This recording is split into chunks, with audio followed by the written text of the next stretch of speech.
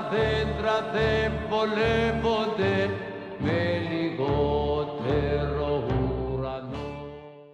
Este vídeo faz parte da série Quatro Titãs da Poesia Grega Moderna, um conjunto de 4 apresentações que o Núcleo de Literatura do Areté dedica a Seferes, Engonópolos, Ritsos e Elites, artífices magnos da língua grega, cuja obra ultrapassou largamente os limites geográficos da Grécia, consagrando-os internacionalmente. Yannis Ritsos também pertence à chamada geração de 30 da literatura grega, fortemente marcada pelas 2 guerras mundiais do século XX e pelo movimento surrealista, uma geração que quer a todo custo romper com o passado e encontrar novas fontes de inspiração. Além de Ritsos, dela também fazem parte igualmente os poetas Seferes, Engonópolos e Elites, mas também Sarandares, Cavadias e Vretacos, entre vários outros. Dentre todos, Ritsos talvez seja um dos que mais fortemente entrelaçou vida e obra. Voltando, continua. Dentre todos, Ritsos talvez seja um dos que mais fortemente entrelaçou vida e obra, aquele em que mais dificilmente conseguimos separar a biografia da criação artística, numa simbiose sofrida, porém muitíssimo produtiva. É autor de peças de teatro, romances, ensaios, impressões de viagem e traduções também, por exemplo, de Mayakovsky, Guilhem e Hikmet. O grosso de suas produções, porém, é composto de poesia. Mais de 100 coletâneas foram publicadas em vida. E, ao morrer, deixou ainda cerca de 50 inéditas. É dele a frase: a poesia nunca teve a primeira palavra. A última, sempre. Ritsos nasceu em 1909, na Lacônia, em Monemvasia, quase uma ilha ligada ao Peloponeso por um único acesso. Daí seu nome, literalmente, única entrada. Dela diz o poeta: meu barco de pedra imóvel que me leva a velejar pelo universo. Os pais eram ambos de famílias de posses e tiveram 4 filhos, Nina, Dimitris, Stavrula e o caçula, Yannis, que desde os 7 anos de idade escrevia versos, além de desenhar, pintar e estudar piano. Quando ele nasceu, moravam no recinto da cidade medieval. Diante da casa, hoje, há uma estátua do poeta. Em 1917, sofreram um primeiro grande revés econômico, perdendo terras em favor da reforma agrária efetuada por Venizelos. Em seguida, o irmão Dimitris contrai tuberculose e o pouco que restara é gasto com o tratamento. 1921 é um ano trágico para a família. Em agosto, Dimitris morre e a mãe, também sofrendo de tuberculose, morre 3 meses depois. Como Nina, a filha mais velha, já se casara e com o pai, jogador inveterado, não se podia contar, Yannis e a irmã Stavrula ficaram muito unidos, apoiando-se mutuamente e contando com a ajuda de um tio que morava em Londres. Em setembro de 1925, os 2 irmãos estabelecem-se no hotel de Atenas, sempre contando com a ajuda financeira do tio.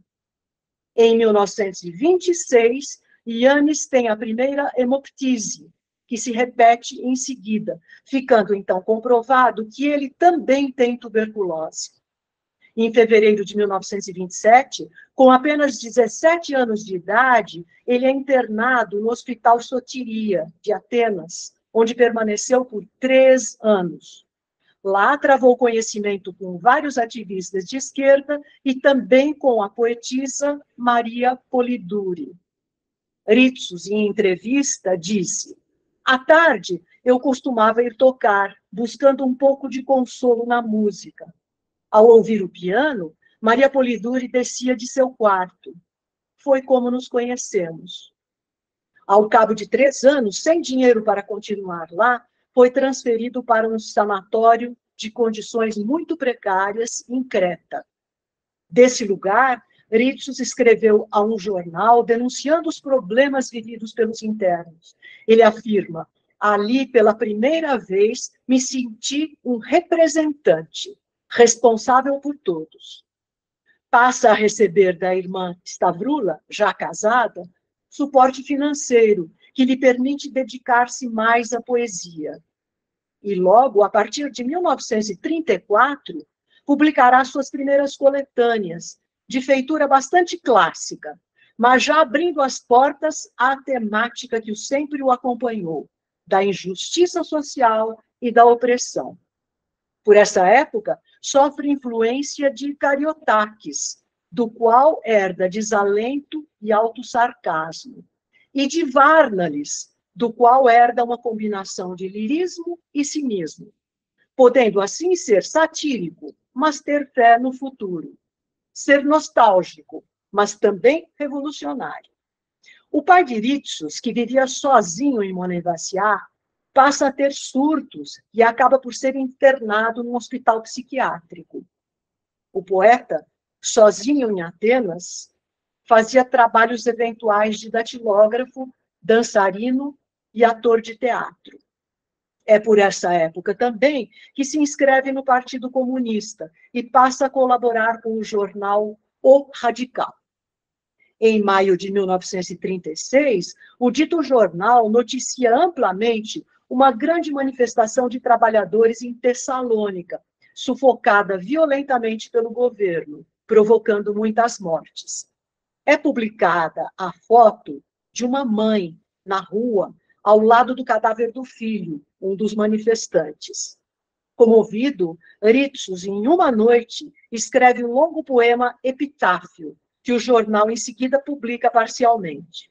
O poema completo logo teve uma tiragem de 10.000 exemplares, vendidos incrivelmente rápido. Mas, em agosto, a ditadura Metaxás realizou queimas públicas de livros, e na fogueira estão alguns exemplares do epitáfio. Mas, àquelas alturas, o poema já circulara enormemente e tornara o autor conhecido.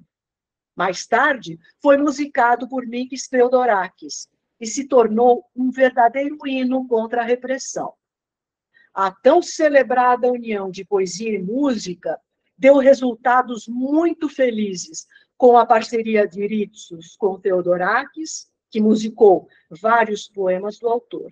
Aliás, outros compositores musicaram poemas de Ritsos, entre eles Mamangakis e Mikrútsikos. Ritsos, que continuava atuando como ator e dançarino, teve uma piora em sua saúde frágil e precisou ser internado novamente, desta vez num sanatório na montanha. Nesse meio tempo, no mesmo hospital psiquiátrico em que o pai está e onde fica até a morte, é internada também a irmã Stavrula, provocando em Ritsos a seguinte observação amarga: tudo aquilo que eu amei me foi tomado pela morte e pela loucura. Ritsos, inspirado pela desgraça da irmã, escreve um poema que faz o grande Kostis Palamas dizer: nós vamos abrir alas, poeta, para que você passe. De agora em diante, Ritsos vai abandonar as formas poéticas do passado, adotando o verso livre, já sob a influência de Seferis e Elitis. Ele praticamente desiste das obras de caráter épico da primeira fase para cantar com intensidade a terra, o mar, a luz grega, aproximando-se do surrealismo sem deixar o lirismo de lado. Tem início a Segunda Guerra Mundial em território grego, e Ritsos une-se à Frente de Libertação Nacional. Está doente, triste e sem dinheiro. Amigos fazem uma coleta para ajudá-lo, mas ele recusa e pede que destinem o dinheiro a outros mais necessitados do que ele. Praticamente, durante a ocupação toda, as condições de saúde o imobilizam, mas a atividade criativa não para. Seus poemas fazem referência frequente ao fascismo e às perseguições, mas também as coisas simples do cotidiano.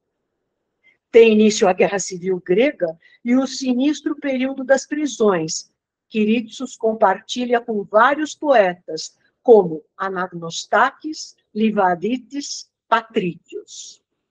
É a partir de 1945 que ele atinge sua maturidade poética e escreve Romiocine, Grecidade, onde celebra a terra grega, ora identificada com sua história, ora com sua mitologia, ora com a resistência. Em Grecidade, os horrores do período são descritos com intensa emoção. Diz ele: estas árvores não se conformam com menos céu. Estas pedras não se conformam com passos estranhos. Estes rostos só se conformam com o sol. Estes corações só se conformam com a justiça. Há tanto tempo que todos têm fome, todos têm sede, todos padecem, sitiados por terra e por mar. Pelos furos de seus capotes, a morte entra e sai, a chuva golpeia seus ossos. Acabou-se o pão, acabaram-se as munições, agora abastecem seus canhões apenas com o coração. Por causa de seus poemas, em 1948, Ritsos é deportado para a ilha de Lemnos, de triste memória, já citada por Homero na segunda rapsódia da Ilíada. É a ilha onde Filoctetes foi deixado por 10 anos pelos companheiros a caminho de Troia, porque ele fora picado por uma serpente venenosa e sua ferida exalava mau cheiro. Nesse lugar inóspito, Ritsos escreve e pinta sem parar, apesar das condições terríveis a que está submetido. Em maio de 1949, é transferido para outro campo de concentração, em Macrônissos. Não deixa de escrever nem um dia, escondendo os manuscritos em garrafas que são enterradas e que depois serão recuperadas com a ajuda do grande ator Manos Katrakis, seu amigo fiel até a morte. Em agosto de 1952, Ritsos é finalmente libertado, em grande parte graças a uma intensa campanha mundial de protesto contra a sua detenção, da qual participaram celebridades como Picasso, Neruda e Aragon. Seguem-se alguns momentos felizes. Em 1954, Romiocine é editada e ele se casa com Falitza, a médica Garifalió Georgiadou. Em agosto de 1955, nasce sua única filha, Eleftheria, dita Eri Ritsos. Ritsos escreve um poema para ela, onde diz: minha filhinha, quero te trazer um pequeno jardim desenhado com o pólen das flores sobre a asa de uma borboleta, para que teu sonho azul nele passeie. Quero te trazer uma pequena cruz feita de luz da aurora, com 2 raios entrecruzados pelos meus versos, para que te iluminem e não tropeces. Não tropeces, filhinha, assim descalça e meiga, no espinho de alguma sombra. Dorme, cresce depressa, tens muito caminho pela frente. Dorme, filhinha, o caminho é longo, precisas crescer. O caminho é longo, longo, longo. Em 1956, é publicada a obra Sonata ao Luar. Com esse livro, Ritsos ganha o primeiro Prêmio Nacional de Poesia e reconhecimento internacional. A obra é uma alegoria sobre as ruínas e a decadência do mundo, do país, do momento histórico, onde os temas são a solidão, a velhice, o valor da vida simples. É o monólogo de uma velha poetisa que diz a um jovem: sei que cada um de nós ruma sozinho para o amor, sozinho para a glória e para a morte. Sei disso, já comprovei. Não serve. Deixe que eu vá embora contigo. Esta casa ficou assombrada, ela me expulsa. Eu já não suporto esta casa. Não suporto carregá-la nas costas. É preciso sempre cuidar, escorar a parede com um aparador grande, escorar o aparador com a antiquíssima mesa lavrada, escorar a mesa com as cadeiras, escorar as cadeiras com as mãos, colocar o ombro sobre a viga que cedeu. E o piano fechado, como um ataúde preto. Não aguento mais. Deixe que eu vá embora contigo. Ritsos continua a escrever sobre sua terra, dizendo, num poema de 1958, a Grécia nos esperava em todos os lugares, no mundo inteiro, quando viajávamos com a Grécia cravada no coração. E insiste também no dever dos poetas. Um poeta diz presente ao primeiro chamado de sua época. Atenção, companheiros poetas. Um poeta é um trabalhador em seu posto, um soldado em seu plantão, um comandante responsável diante dos exércitos democráticos dos versos. O poeta, Ritsos, reitera seus artigos de fé num poema chamado A Ponte. Creio que a justiça primordial é a justa distribuição do pão. Creio que o progresso primordial é o aumento da produção de pão para todos. Creio que nosso dever primordial é a paz. Creio que nossa liberdade primordial não é a nossa solidão, e sim nosso companheirismo. É sobre essa ponte que eu gostaria de lhes falar. Logo, Ritsos se volta para a história, dela retirando personagens que são transportados para a Grécia de sua época, numa identificação com Cavafis, a quem dedica, aliás, 12 poemas, em 1962.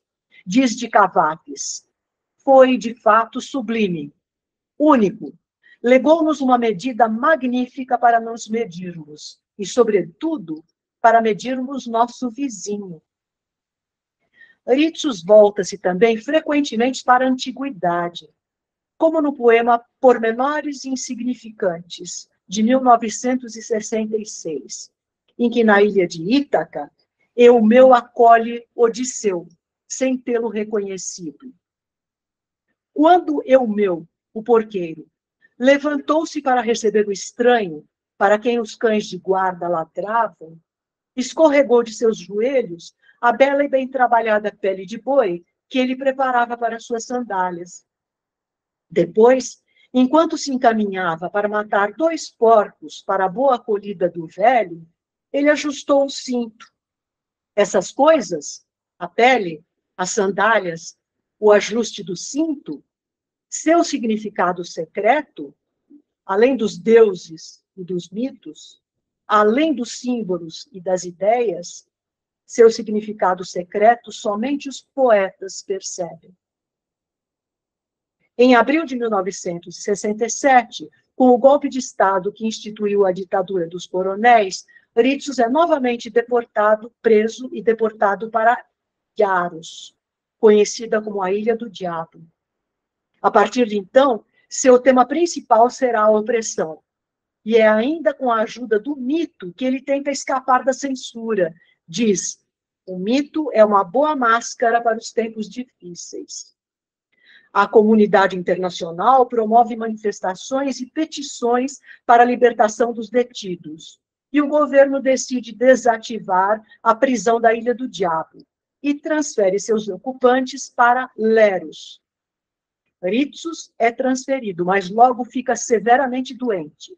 É diagnosticado com câncer e transportado para um hospital de Atenas, onde é operado, voltando para Leros por um curto período, quando então lhe é designada prisão domiciliar, que ele cumprirá em severo isolamento na ilha de Samos, onde vivem sua mulher e sua filha. Descreve o clima aterrorizante de então em poemas que são enviados secretamente para a França, para lá serem editados. É em Paris que Theodorakis recebe e põe em música 18 canções da Pátria Amarga. A última diz, não chore pela Grécia, quando ela parece prestes a se curvar, com uma navalha nos ossos e uma correia no pescoço. Veja como ela arremete novamente, se enche de coragem e de força e captura a fera com o tridente do sol. Em outro poema da mesma época, ele reafirma o seu credo. Creio na poesia, no amor, na morte. Exatamente por isso creio na eternidade. Escrevo um verso, escrevo o mundo. Eu existo, o mundo existe. Em 1970, sua saúde novamente piora muito, e ele passa por nova cirurgia em Atenas, onde se estabelece, já que sua prisão domiciliar for anulada. Ritsos busca as lembranças e dá cada vez mais importância às coisas simples, sempre cheias de poesia. Assim no poema Quase. Ele pega coisas disparatadas nas mãos. Uma pedra, uma telha partida, 2 fósforos queimados, o prego enferrujado do muro defronte, a folha que entrou pela janela, as gotas que caem dos vasos regados, aquela palha que o vento ontem trouxe aos teus cabelos. Ele as pega e lá no seu quintal forja quase uma árvore. Nesse quase mora a poesia. Você a vê? Com o fim da ditadura dos coronéis, os gregos já podem exprimir sem constrangimento sua admiração pelo poeta intensamente identificado com seu país e a serviço do seu povo. Ele é a voz dos que não têm voz. É autor de poesia política que é, mais do que permeada de ideologia, consagrada à condição humana. Agora, predominam os poemas curtos, que mesclam de tristeza, humor e esperança. Assim como um poema de 1974, onde ele diz: não sei nada, não tenho nada, não sou nada.